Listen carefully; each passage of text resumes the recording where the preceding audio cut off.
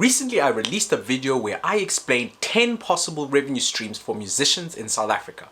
I'm about to give you an additional 10 more in which you can use to help expand your revenue streams. So the very first one is to rent out your studio equipment. Now, I know people are generally touchy about their equipment, but this is actually a very good revenue stream, especially if you know you do not have a constant flow of people coming in to record. So what I used to do is actually give my studio equipment, particularly my mic and audio interface, and I'd rent that out for about a couple of $100 per day, depending on how you want to structure it out. But if you have certain equipment that you do not particularly use or spare, this is a highly favorable way to get more revenue in. The second one is to actually be a speaker. Now, the greatest way to go about speaking is if you have some kind of story that led you from one point to another point, and you first of all try build up a few small symposiums or conferences, etc., to practice your speaking and generally feel how you actually are about speaking. So what I highly suggest if you want to go into this route of being a speaker is to have some kind of focus and to have a story, and then have your story and what you want to teach throughout. The third revenue stream, this is actually something very new to me too, but this is to write on someone else's website or to actually be a writer of music. This revenue stream can go in many forms, but if you are really good in writing, and not particularly just in English, if you're very good in writing in your own particular language, then you can actually get some funding from your actual province to get the publication out there to help teach in your specific language in your particular province.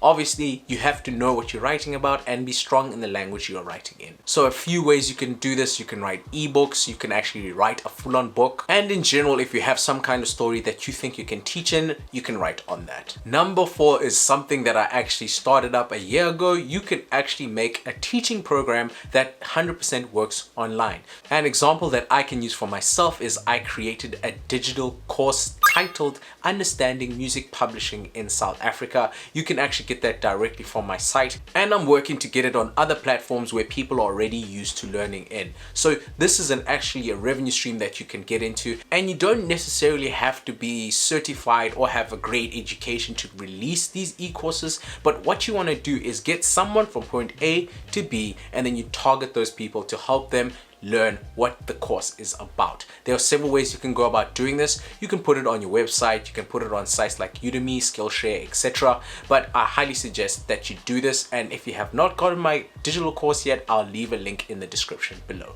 So the last 4 that I gave you are specific to services that you can give to help bolster, but another way of getting money in is to use your brand and leverage it in order to get money. And to help this whole process is to try link everything together. So the 5th revenue stream that you can go for is to use the YouTube partner program or to become some kind of YouTuber. Now, YouTube is a little tricky because you have to be consistent. It's not an overnight thing, but if you continuously chip away at it, at least every week upload one video to help people or to entertain people or teach people. There are several types of content that you can create, so you want to focus on that specific one and deliver it. So if you are a typically funny person, then you want to entertain. If you're someone who can teach, then you want to educate. So that is where I focused in. So the rules for the YouTube partner program may change, but at the time of this recording, you need 1,000 subscribers and 4,000 watch time hours. Now, it is a little tricky, but once you get past that threshold,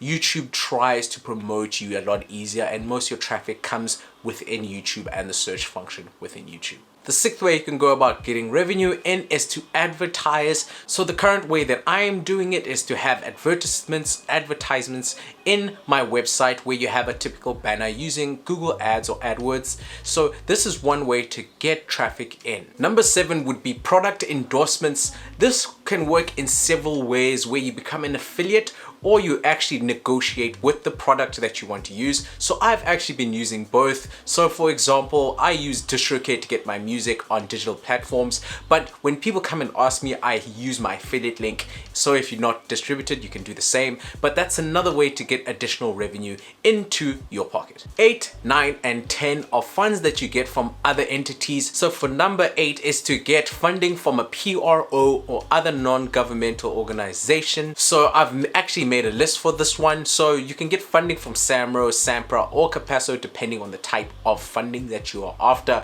So SAMRO released a fund that you can apply for. It's the Creation Fund. So I was part of the first cohort to get money in to make more music. The next one is to get relief funding. Relief funding is typically when musicians cannot work, or there's another reason why the industry wants to give you money. So when COVID came, there was a relief fund from Capasso. There was also a relief fund from other entities. So this is another way to get revenue within your system. And number 10, I've mentioned it before, and this is to go about doing affiliate marketing. Affiliate marketing typically works best when you use a product. So I've already mentioned that I use DistroKid. So I'm a DistroKid affiliate.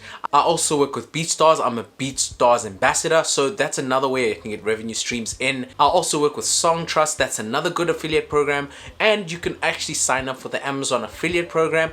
But the best way all of these affiliates work is if you can get traffic into the links. So you have to either be making some kind of YouTube videos or Facebook videos, some other kind of free content, so people are interested in what you do and make, and people will be like, hey, since this person is using DistroKid, I trust this person, then I might as well use it too. And generally, if you're giving value to other people, they want to give you some form of value back. So thank you to everyone that has clicked on all the links I've mentioned before. If you're looking for funding, have a look at this video where I share where to look for funding for your music projects.